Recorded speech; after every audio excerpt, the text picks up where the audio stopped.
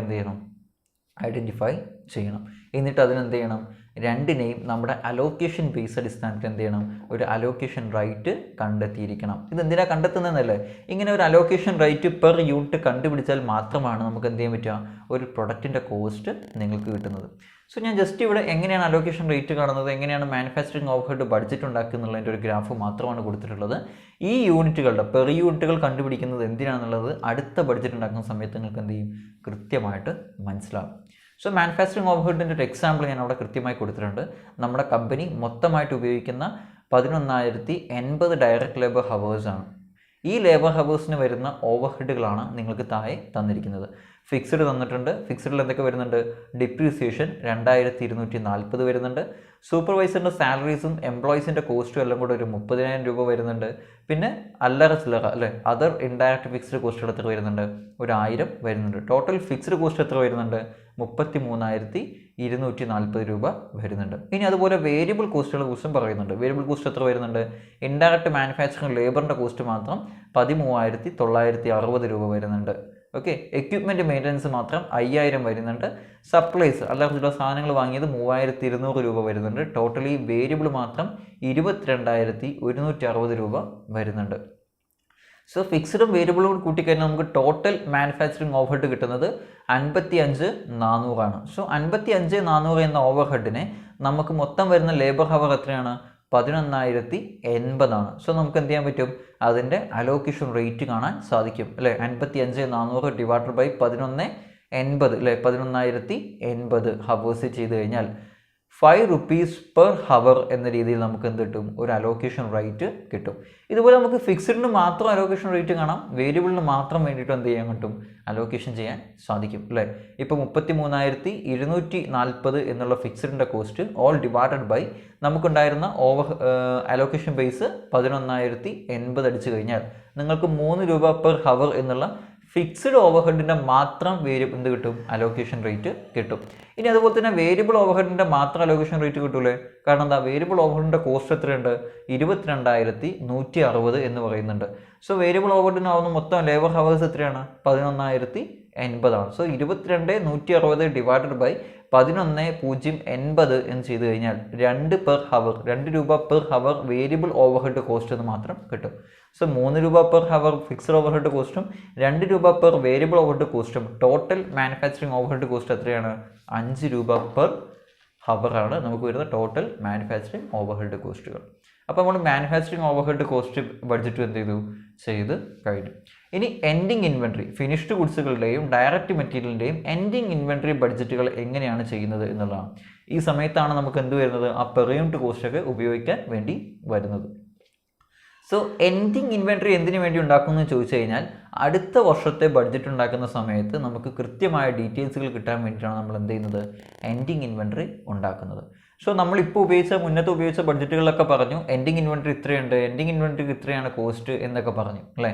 അത് എന്തടിസ്ഥാനത്തിലാണ് പറഞ്ഞ്, ഇതിന് മുന്നത്തെ വർഷം ഇതുപോലെ ഒരു എൻഡിങ് ഇൻവെൻട്രി ബഡ്ജറ്റ് ഉണ്ടാക്കി വെച്ചിട്ടുണ്ടാവും. അതിൽ നിന്ന ഡീറ്റെയിൽസ് ആണ് ഞാൻ നിങ്ങളോട് എന്ത് പറയുന്നത്, കഴിഞ്ഞ വർഷം ഇത്ര എൻഡിങ് ഇൻവെൻട്രി ഉണ്ട്, കഴിഞ്ഞ വർഷം ഇത്ര എൻഡിങ് ഇൻവെൻട്രിക്ക് കോസ്റ്റ് വരുന്നുണ്ട് എന്നുള്ള കാര്യങ്ങളൊക്കെ പറയുന്നുണ്ടായിരുന്നത്. സോ നമ്മൾ ഈ വർഷം ഒരു എൻഡിങ് ഇൻവെൻട്രി ഉണ്ടാക്കി വെച്ചാൽ അത് അടുത്ത വർഷം എന്ത് ചെയ്യാൻ പറ്റും, ഒരു ബഡ്ജറ്റ് ഉണ്ടാക്കുന്ന സമയത്ത് കൃത്യമായ ഡാറ്റാസ് എന്ത് ചെയ്യാൻ പറ്റും, അതിൽ നിന്ന് പിക്ക് ചെയ്യാൻ സാധിക്കും എന്നുള്ളതാണ്.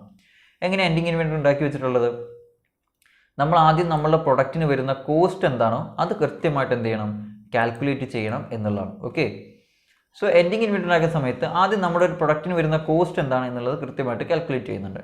സോ നമ്മുടെ ഒരു ബോട്ടിലിന് മെറ്റീരിയലായിട്ട് വരുന്ന കോസ്റ്റ് എത്രയാണ്, നമ്മുടെ ഒരു ബോട്ടിൽ ഉണ്ടാക്കാൻ വരുന്ന മെറ്റീരിയൽ 1.5 മീറ്റർ ഷീറ്റാണ് അല്ലേ, പ്ലാസ്റ്റിക് ഷീറ്റാണ്. 1 മീറ്റർ പ്ലാസ്റ്റിക് ഷീറ്റിന് 10 രൂപയാണ് കോസ്റ്റ് വരുന്നത്. സോ 1.5 × 10 15 rupees അല്ലേ, 15 രൂപയാണ് നമുക്ക് മെറ്റീരിയൽ കോസ്റ്റായിട്ട് വരുന്നത്. നമ്മുടെ ഒരു ബോട്ടിലിന് വരുന്നത് മെറ്റീരിയൽ കോസ്റ്റായിട്ട് വരുന്നത് 15 രൂപയാണ്.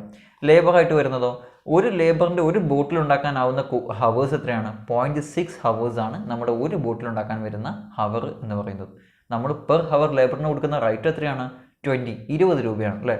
അപ്പോൾ നമുക്ക് ഒരു ബോട്ടിലിന് വരുന്നത് എങ്ങനെയായിരിക്കും, 0.6 ഹവേഴ്സ് ഇൻറ്റു 20 ചെയ്ത് കഴിഞ്ഞാൽ 12 രൂപയാണ് നമുക്ക് ഒരു ബോട്ടിലിന് വരുന്ന ലേബർ ഹവർ കോസ്റ്റ് എന്ന് പറയുന്നത്. ഇതുപോലെ തന്നെ നമുക്ക് മാനുഫാക്ചറിങ് ഓവർഹെഡും കാണാൻ പറ്റും അല്ലേ. മാനുഫാക്ചറിങ് ഓവർഹെഡ് എന്തിൻ്റെ ബേസിലാണ് കൊടുക്കുന്നത്? ലേബർ ഹവറിൻ്റെ അടിസ്ഥാനത്തിലാണ് കൊടുക്കുന്നത്. അലോക്കേഷൻ റേറ്റ് നമ്മൾ കണ്ടുപിടിച്ചിട്ടുണ്ട് അല്ലേ. 5 പെർ ഹവർ, 5 രൂപ പെർ മണിക്കൂറിന് അല്ലേ. നമ്മുടെ ഒരു ബോട്ടിൽ ഉണ്ടാക്കാൻ വരുന്ന മണിക്കൂർ എത്രയാണ്? 0.6 ഹവേഴ്സ് ആണ്. 0.6 ഹവേഴ്സ് ആണ്. സോ നമ്മൾ എങ്ങനെ ഓവർഹെഡ് കാണും? 0.6 ഹവേഴ്സ് ഇൻറ്റു 5 അല്ലേ. 5 രൂപ വെച്ച് നമ്മൾ എന്ത് ചെയ്യും?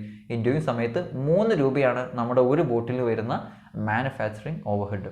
സോ മെറ്റീരിയൽ കോസ്റ്റ് വരുന്നത് 15 രൂപ, ലേബർ വരുന്നത് 12 രൂപ, മാനുഫാക്ചറിങ് ഓവർഹെഡ് വരുന്നത് 3 രൂപ. ടോട്ടലി നമ്മുടെ ഒരു ബോട്ടിൽ വരുന്ന പെർ കോസ്റ്റ് എന്ന് പറയുന്നത് 30 രൂപയാണ്. ഇപ്പം നമ്മൾ ഈ പെർ കോസ്റ്റ് കാണാൻ വേണ്ടിയിട്ടാണ് നേരത്തെ നമ്മൾ എന്ത് കണ്ടത്? മാനുഫാക്ചറിങ് കോസ്റ്റ് ബഡ്ജറ്റിൽ ഒരു പെർ യൂണിറ്റ് ഒക്കെ കണ്ടുവച്ചത് അല്ലേ. അതുകൊണ്ട് നമുക്ക് എന്ത് ചെയ്യാൻ പറ്റി?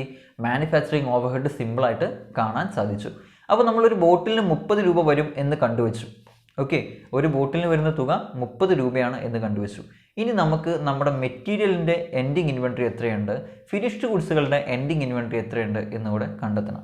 സോ മെറ്റീരിയൽ നമ്മൾ പറയുന്ന ഷീറ്റ്, നമ്മൾ പറയുന്ന മെറ്റീരിയൽ കമ്പനി പറയുന്ന കൺട്രോളിങ് ഷീറ്റ് എത്ര ബാലൻസ് വേണമെന്നുള്ള കൃത്യമായ ഡീറ്റെയിൽസ് നമ്മൾ മുന്നത്തെ ബഡ്ജറ്റുകൾ എന്ത് ചെയ്യുന്നുണ്ട്? പറയുന്നുണ്ട്. നമ്മൾ മെറ്റീരിയൽ യൂസേജോ മെറ്റീരിയൽ പർച്ചേസ് ബഡ്ജറ്റോ ഉണ്ടാക്കുന്ന സമയത്ത് പറഞ്ഞിട്ടുണ്ട് കമ്പനി എൻഡിങ് ഇൻവെൻട്രി എത്ര വെക്കണമെന്ന് പറഞ്ഞിട്ടുണ്ട്? 200 യൂണിറ്റ് ഷീറ്റ് വെക്കണമെന്ന് കമ്പനി എന്ത് ചെയ്തിട്ടുണ്ട്? പറഞ്ഞിട്ടുണ്ട് അല്ലേ. എൻഡിങ് ഇൻവെൻട്രി 200 ഷീറ്റ് വെക്കണമെന്ന് കമ്പനി പറയുന്നുണ്ട്. സോ മെറ്റീരിയലിൻ്റെ അടിസ്ഥാനത്തിൽ 200 ഷീറ്റ് എൻഡിങ് ഇൻവെൻട്രി വെക്കണമെന്ന് പറയുന്നുണ്ട്. ഓരോ ഷീറ്റിനും 10 രൂപയാണെന്നുള്ളതും നമുക്കറിയാം. അങ്ങനെയാണെങ്കിൽ എൻഡിങ് ഇൻവെൻട്രി എത്ര കോസ്റ്റ് വരുന്നുണ്ട്? 2000 രൂപയുടെ എൻഡിങ് ഇൻവെൻട്രി സാധനം മെറ്റീരിയൽസ് എന്ത് ചെയ്യുന്നുണ്ട്? നമ്മൾ എടുത്തു വെക്കുന്നുണ്ട്. ഇനി ഇതുപോലെ ഫിനിഷ്ഡ് ഗുഡ്സ് വരുന്ന സമയത്ത് അല്ലേ, നമ്മൾ ഫിനിഷ്ഡ് ഗുഡ്സ് ഉണ്ടാക്കുന്ന പ്രൊഡക്ഷൻ ബഡ്ജറ്റ് ഉണ്ടാക്കുന്ന സമയത്ത് നമ്മൾ പ്രത്യേകം പറഞ്ഞിട്ടുണ്ട് നമ്മുടെ കമ്പനിയിൽ എത്ര എൻഡിങ് ഇൻവെൻട്രി ഫിനിഷ്ഡ് ഗുഡ്സ് വെക്കണമെന്ന് പറഞ്ഞിട്ടുണ്ട്? 350 യൂണിറ്റ് ഫിനിഷ്ഡ് ഗുഡ്സുകൾ വെക്കണം എന്ന് പറയുന്നുണ്ട് അല്ലേ. സോ നമ്മൾ 350 യൂണിറ്റ് ഫിനിഷ്ഡ് ഗുഡ്സുകൾ വെക്കുന്നുണ്ടെങ്കിൽ ഓരോ യൂണിറ്റിനും 30 രൂപ വെച്ച് അല്ലേ, ഓരോ യൂണിറ്റിനും 30 രൂപ വെച്ച് 350 ഇൻറ്റു 30 10,500 അല്ലേ, 10,500 എന്ന രീതിയിൽ അത്രയും ഒരു എമൗണ്ട് തുകയുള്ള ഫിനിഷ്ഡ് ഗുഡ്സുകൾ നമ്മളുടെ എൻഡിങ് ഇൻവെൻട്രിയിൽ എന്ത് ചെയ്യുന്നുണ്ടാകും? ഉണ്ടാകും. സോ നമ്മൾ അടുത്ത വർഷം ബഡ്ജറ്റ് ഉണ്ടാക്കുന്ന സമയത്ത് നമുക്ക് ഓരോ പ്രൊഡക്റ്റിൻ്റെ പെർ യൂണിറ്റ് എത്രയാണ്, ടോട്ടലി എത്ര കോസ്റ്റുകളുടെ സാധനം നമ്മളുടെ എൻഡിങ് ഇൻവെൻട്രിയിലുണ്ട്, എത്ര യൂണിറ്റ് സാധനങ്ങൾ നമ്മളുടെ എൻഡിങ് ഇൻവെൻട്രിയിൽ ഉണ്ട് എന്നുള്ള ഡീറ്റെയിൽസ് ഒക്കെ എന്തെന്ന് കിട്ടും? ഈ എൻഡിങ് ഇൻവെൻട്രി ബഡ്ജറ്റിൽ നിന്ന് കിട്ടും. ഓക്കെ, ഇനി നമുക്ക് ലാസ്റ്റ് വളരെ പ്രധാനമുള്ള ഒന്ന് കോസ്റ്റ് ഓഫ് ഗുഡ്സ് സോൾഡ് ബഡ്ജറ്റാണ് അല്ലേ. Cost of goods sold budget വളരെ സിമ്പിളായിട്ട് ചെയ്യാൻ പറ്റും. കാരണം നമ്മൾ ഇത്രയും ബഡ്ജറ്റുകൾ ചെയ്ത് കഴിഞ്ഞ സ്ഥിതിക്ക് കോസ്റ്റ് ഓഫ് ഗുഡ്സ് സോൾഡ് എന്ന് പറയുന്നത് ജസ്റ്റ് ഒരു ഇക്വേഷൻസിലേക്ക് നമ്മൾ ഇതിനു മുമ്പ് ചെയ്ത ബഡ്ജറ്റുകളുടെ എമൗണ്ടുകൾ മാത്രം കൊണ്ടുവരിക എന്നുള്ള രീതി മാത്രമാണ്. കോസ്റ്റ് ഓഫ് ഗുഡ്സ് സോൾഡ് പറഞ്ഞാൽ നമ്മൾ വിറ്റ സാധനങ്ങളുടെ, അപ്പോൾ നമ്മൾ വിൽക്കാൻ പോകുന്ന സാധനങ്ങൾ മൊത്തമായിട്ട് കിട്ടുന്ന എത്ര കോസ്റ്റ് ഓഫ് ഗുഡ്സ് സോൾഡ് ആണ് എന്നുള്ളതൊക്കെ നമുക്ക് എന്ത് ചെയ്യാൻ പറ്റും? നേരത്തെ ബഡ്ജറ്റ് ചെയ്യാൻ സാധിക്കും എന്നുള്ളതാണ്. സോ കോസ്റ്റ് ഓഫ് ഗുഡ്സ് സോൾഡിൻ്റെ ഇക്വേഷനാണ് നിങ്ങൾ ആദ്യം അറിഞ്ഞിരിക്കേണ്ടത്. Budgeted beginning inventory plus budgeted purchase or production equal to budgeted goods available for sale അല്ലേ. നമുക്ക് വിൽക്കാൻ നമ്മുടെ കയ്യിലുള്ള സാധനങ്ങളുടെ കണക്ക് എങ്ങനെ കിട്ടും? ബിഗിനിങ്ങും നമ്മൾ പർച്ചേസ് ചെയ്തും കൂടെ കൂട്ടിക്കഴിഞ്ഞാൽ അല്ലേ, നമ്മുടെ കയ്യിൽ ആദ്യമേ ഉള്ള ഒരു സാധനവും നമ്മൾ ഉണ്ടാക്കിയ സാധനം കൂടെ കൂട്ടിക്കഴിഞ്ഞാൽ മൊത്തമായിട്ട് നമ്മുടെ കയ്യിൽ എത്ര ഉണ്ട് എന്ന് നമുക്ക് കിട്ടും. ഇതിൽ നിന്ന് നമ്മുടെ എൻഡിങ് ഇൻവെൻട്രിയിലേക്കുള്ള കാര്യങ്ങൾ മാറ്റി വെച്ച് കഴിഞ്ഞാൽ ബാക്കി എന്ത് ചെയ്തു പോയി? വിറ്റുപോയി എന്ന് നമുക്ക് പറയാം. സോ ഈ വിറ്റുപോയതിൻ്റെ തുകയാണ് നമുക്ക് എന്ത് ചെയ്യേണ്ടത്? കിട്ടേണ്ടത്. സോ നമ്മുടെ കയ്യിൽ എല്ലാ ഡീറ്റെയിൽസും ഉണ്ട്. ബിഗിനിങ് നമ്മുടെ കയ്യിൽ എത്രയുണ്ട്, നമ്മൾ എത്ര പ്രൊഡക്ഷൻ ചെയ്തു എന്നുള്ള ഡീറ്റെയിൽസ് നമ്മുടെ കയ്യിലുണ്ട്.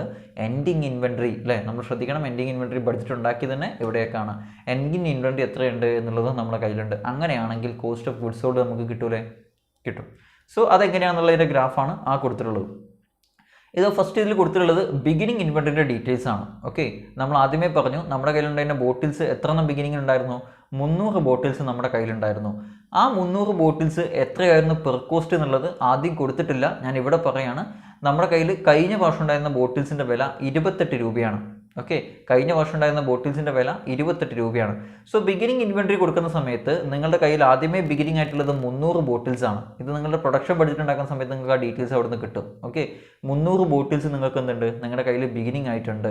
അതിൽ ഓരോ ബോട്ടിൽസിനും വരുന്നത് 28 രൂപയാണ്. ഈ 28 എന്നുള്ളതിന് മുന്നത്തെ ഒരു ബഡ്ജറ്റിലും ഇല്ല, ഞാൻ ഇപ്പോൾ പറയുന്നതാണ്. കാരണം ഈ ഡീറ്റെയിൽസ് ഞാൻ ഇപ്പോഴേ തരുന്നുള്ളൂ. 28 രൂപയാണ് ഓരോ ബോട്ടിൽസിനും വന്നിരുന്നത്. സോ 300 ഇൻറ്റു 28 8400 രൂപയുടെ സാധനം എന്തുണ്ടായിരുന്നു?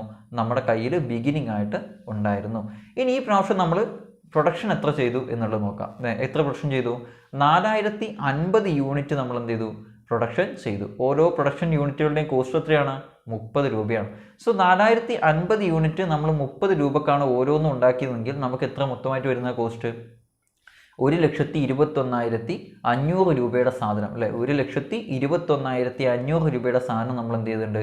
ഈ പ്രാവശ്യം നമ്മൾ പ്രൊഡക്ഷൻ ചെയ്തിട്ടുണ്ട്. ഇനി എന്തും കൂടി വേണ്ടി നമ്മുടെ കയ്യിൽ? എൻഡിങ് ഇൻവെൻട്രി കൂടെ നമ്മുടെ കയ്യിൽ വേണം. എത്ര നമ്മുടെ കയ്യിൽ എൻഡിങ് ഇൻവെൻട്രി ഉള്ളത്? കമ്പനി പറഞ്ഞിട്ടുണ്ട് 350 യൂണിറ്റ്സ്. ഇതൊക്കെ പ്രൊഡക്ഷൻ ബഡ്ജറ്റിലെ ഡീറ്റെയിൽസ് ഉണ്ട് കേട്ടോ. 350 യൂണിറ്റ്സ് നമ്മുടെ കയ്യിൽ എൻഡിങ് ഇൻവെൻട്രി വേണം. വേണ്ടേ? എൻഡിങ് ഇൻവെൻട്രി 350 യൂണിറ്റ്സ് വേണം. ഓരോ യൂണിറ്റിന് എത്ര രൂപ വെച്ചിട്ടാവും? 30 രൂപ വെച്ചിട്ട് ആകും. സോ 350 × 30 10,500 രൂപയുടെ സാധനം നമ്മുടെ കയ്യിൽ എന്തുണ്ട്? എൻഡിങ് ഇൻവെൻട്രി ഉണ്ട്. ഇനി നമുക്ക് കോസ്റ്റ് ഓഫ് ഗുഡ്സ് സോൾഡ് കൃത്യമായി കണ്ടുകൂടെ? എങ്ങനെയാണ്? അതിൻ്റെ ഇക്വേഷൻസിലേക്ക് ജസ്റ്റ് ഒന്ന് ഇംപ്ലിമെൻറ്റ് ചെയ്താൽ മതി അല്ലേ? ബഡ്ജറ്റഡ് ബിഗിനിങ് ഇൻവെൻട്രി എത്രയാണ്? ബഡ്ജറ്റഡ് ബിഗിനിങ് ഇൻവെൻട്രി നമ്മുടെ കയ്യിൽ ബിഗിനിങ് ഇൻവെൻട്രി എത്ര ഉണ്ടായിരുന്നു? 8,400 രൂപയുടെ സാധനം നമ്മുടെ കയ്യിൽ ഉണ്ടായിരുന്നു. ഇനി ബഡ്ജറ്റഡ് പ്രൊഡക്ഷൻ എത്രയാണ്? നമ്മുടെ കയ്യിൽ എത്ര പ്രൊഡക്ഷൻ ചെയ്തു? 1,21,500 അല്ലേ? 8,400 രൂപയുടെ സാധനം നമ്മുടെ കയ്യിലുണ്ടായിരുന്നു. 1,21,500 രൂപയുടെ സാധനം നമ്മൾ ഈ പ്രാവശ്യം പ്രൊഡക്ഷൻ ചെയ്തു. സോ മൊത്തമായിട്ട് എത്ര നമ്മുടെ കയ്യിൽ ഇപ്പോൾ സാധനം ഉണ്ടായിരുന്നു? 1,29,900 രൂപയുടെ സാധനം നമ്മുടെ കയ്യിൽ ഉണ്ടായിരുന്നു. ഇനി ഇതിൽ എൻഡിങ് ഇൻവെൻട്രി ആയിട്ട് നമ്മൾ മാറ്റി വെക്കേണ്ടത് എത്രയാണ്? അത് നമ്മൾ കണ്ടുപിടിച്ചിട്ടുണ്ട്, 10,500 അല്ലേ? സോ 1,29,900 നിന്ന് നമ്മൾ ഈ 10,500 കുറച്ച് കഴിഞ്ഞാൽ ബാക്കി 1,19,400 രൂപയുടെ സാധനം നമ്മൾ എന്ത് ചെയ്തു? വിറ്റ് കളഞ്ഞു. അതാണ് നമ്മുടെ എന്ത്? Budgeted cost of goods sold അല്ലേ? 1,19,400. സോ നമുക്ക് അങ്ങനെ എന്ത് ചെയ്യാൻ പറ്റും?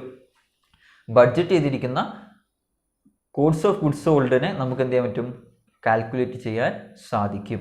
ഇങ്ങനെയാണ് നമ്മൾ എന്ത് ചെയ്യുന്നത്? ഓപ്പറേഷൻ ബഡ്ജറ്റുകൾ സ്റ്റെപ്പ് ബൈ സ്റ്റെപ്പ് ആയിട്ട് ഉണ്ടാക്കുന്നത്. ഇനി ഇതൊന്നും അല്ലാതെ ഒരു ബഡ്ജറ്റ് കൂടെ നമ്മൾ ക്രിയേറ്റ് ചെയ്യാനുണ്ട്. ഏതാണത്? Non manufacturing budget. നമ്മുടെ മാനുഫാക്ചറുമായിട്ട് യാതൊരു ബന്ധവും ഇല്ലാത്ത എന്നാൽ പ്രൊഡക്ഷനിൽ ആവശ്യമായ മറ്റു പല ബഡ്ജറ്റുകൾ ഏരിയകളുണ്ട്. അതിൻ്റെ ബഡ്ജറ്റുകൾ കൂടി നമ്മൾ എന്ത് ചെയ്യുന്നുണ്ട്? ഉണ്ടാക്കി വെക്കുന്നുണ്ട്. ഏതൊക്കെയാണത്? റിസർച്ച് ആൻഡ് ഡെവലപ്മെൻറ്റ് എന്ന് പറയുന്നതിൻ്റെ ബഡ്ജറ്റ് നമ്മൾ ഉണ്ടാക്കി വെക്കണ്ടേ? നമ്മുടെ മാനുഫാക്ചറുമായിട്ട് എന്തെങ്കിലും ബന്ധമുണ്ടോ? ഇല്ല. പക്ഷേ നമുക്കിത് മാനുഫാക്ചർ നടക്കാൻ വേണ്ടി ആവശ്യമുള്ള കാര്യമല്ലേ? അതെ. അത്തരം നോൺ മാനുഫാക്ചറുമായി ബന്ധപ്പെട്ട ഒരുപാട് ബഡ്ജറ്റുകൾ നമ്മൾ എന്ത് ചെയ്യുന്നുണ്ട്? ഉണ്ടാക്കി വെക്കുന്നുണ്ട്. ഏതൊക്കെയാണ്? റിസർച്ച് ആൻഡ് ഡെവലപ്മെൻറ്റിൻ്റെ ബഡ്ജറ്റ് ഇല്ലേ? സെയിലിംഗ്, മാർക്കറ്റിംഗ്, ഡിസ്ട്രിബ്യൂഷൻ ബഡ്ജറ്റുകൾ അല്ലേ? സെല്ലിംഗ്, ഡിസ്ട്രിബ്യൂഷൻ, മാർക്കറ്റിംഗ് എന്നിങ്ങനെയുള്ള ബഡ്ജറ്റുകൾ. അതുപോലെ അഡ്മിനിസ്ട്രേഷൻ ആൻഡ് ജനറൽ എക്സ്പെൻസ് ബഡ്ജറ്റുകൾ. അഡ്മിനിസ്ട്രേഷനും ജനറൽ എക്സ്പെൻസുമായി ബന്ധപ്പെട്ട് വരുന്ന ബഡ്ജറ്റുകൾ. ഇതൊക്കെ നമ്മൾ എന്ത് ചെയ്യുന്നുണ്ട്? ഓപ്പറേഷൻ ബഡ്ജറ്റിൻ്റെ ഭാഗമായിട്ട് ഉണ്ടാക്കി വെക്കുന്നുണ്ട്. ഇതൊക്കെ നമ്മൾ ഓരോ ഇൻഡിവിജ്വൽ ബഡ്ജറ്റ് ഉണ്ടാക്കുന്ന സമയത്തും വേരിയബിൾ കോസ്റ്റ് വേറെയും ഫിക്സ്ഡ് കോസ്റ്റ് വേറെയും എന്ന് പറഞ്ഞ രീതിയിൽ തന്നെ നമ്മൾ എന്ത് ചെയ്യും? ബ്രേക്ക് ഡൗൺ ചെയ്തിട്ട് തന്നെയാണ് ഉണ്ടാക്കുന്നത്. കാരണം അങ്ങനെ ഉണ്ടാക്കി കഴിഞ്ഞാൽ മാത്രമാണ് നമുക്ക് എന്ത് ചെയ്യാൻ പറ്റുക? പിന്നീട് ഇത് ഫ്ലെക്സിബിൾ ബഡ്ജറ്റുമായിട്ട് കമ്പയർ ചെയ്യുമ്പോഴൊക്കെ യൂസ് ചെയ്യാനൊക്കെ പറ്റുകയുള്ളൂ. സോ ഇങ്ങനെ നമ്മൾ എല്ലാ ഓപ്പറേഷൻ ബഡ്ജറ്റുകളും കംപ്ലീറ്റ് ചെയ്തു. നോൺ മാനുഫാക്ചറിങ് വരെയുള്ള എല്ലാതും. എവിടുന്ന് തൊട്ട്? സെയിൽസ് ബഡ്ജറ്റ് ഇട്ടു, പ്രൊഡക്ഷൻ ബഡ്ജറ്റ് ഇട്ടു, മെറ്റീരിയൽ യൂസേജ് ഇട്ടു, മെറ്റീരിയൽ പർച്ചേസ് ഇട്ടു, ലേബർ ഇട്ടു, മാനുഫാക്ചറിങ് ഓവർഹെഡ് ഇട്ടു, എൻഡിങ് ഇൻവെൻട്രി ഇട്ടു, കോസ്റ്റ് ഓഫ് ഗുഡ്സ് സോൾഡ് ഇട്ടു, നോൺ മാനുഫാക്ചറിങ് ബഡ്ജറ്റ് വരെ നമ്മൾ ഉണ്ടാക്കി കഴിഞ്ഞാൽ നമ്മൾ എന്ത് ചെയ്ത് കഴിഞ്ഞു? നമ്മുടെ ഓപ്പറേഷൻ ബഡ്ജറ്റ് കംപ്ലീറ്റ് ചെയ്ത് കഴിഞ്ഞു. ഈ ഓപ്പറേഷൻ ബഡ്ജറ്റ് നമുക്ക് കമ്മിങ് പീരീഡിലേക്ക് എന്ത് ചെയ്യാം? നമുക്ക് പ്രതീക്ഷിക്കുന്ന പ്രോഫിറ്റ് നമുക്ക് എന്ത് ചെയ്യാൻ പറ്റും? ഇവാലുവേറ്റ് ചെയ്യാൻ സാധിക്കും അല്ലേ? നമ്മൾ എത്ര വിൽക്കും എന്ന് വരെ നമ്മൾ കണ്ടുപിടിച്ച് കഴിഞ്ഞാൽ എത്രയാണ് നമുക്ക് എക്സ്പെക്ട് ചെയ്യുന്ന പ്രോഫിറ്റ് എന്നുള്ളത് നമുക്ക് എന്ത് ചെയ്യാൻ പറ്റും? സാധാരണ രീതിയിൽ കണ്ടുപിടിക്കാൻ സാധിക്കും. അങ്ങനെ നമ്മൾ ഓപ്പറേഷൻ ബഡ്ജറ്റാണ് ചെയ്ത് കഴിഞ്ഞിട്ടുള്ളത്.